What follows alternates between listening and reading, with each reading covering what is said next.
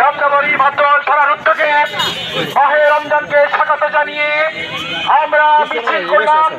আমাদের স্পষ্ট বার্তা, এই রমজান মাসে জাওয়াহি দোসররা সিন্ডিকেট করে দ্রব্যমূল্যের ঊর্ধ্বগতি ঘটায়, তা বাংলাদেশের সরকারকে আমরা আবেদন করবো এই সিন্ডিকেট ভেঙে দিতে হবে।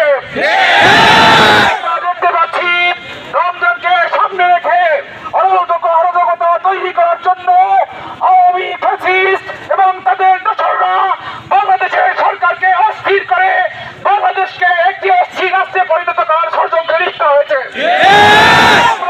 আমরা স্পষ্ট করে ঘোষণা করতে চাই, রমজানে সকল দ্রব্যমূল্যের ঊর্ধ্বগতি রুখতে হবে।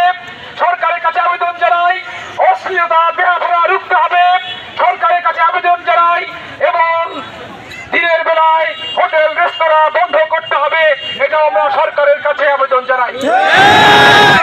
রমজানের পবিত্রতা রক্ষার্থে সকল সাধারণ জনগণকে সাথে নিয়ে আমরা মাঠে থাকব এবং এই রমজানে আমরা যদি কোথাও কোনো চাঁদাবাজি দেখি, জনতাকে সামনে নিয়ে বাংলাদেশ জামাত ইসলামী চাঁদাবাজিতে রুখে দাঁড়াবে।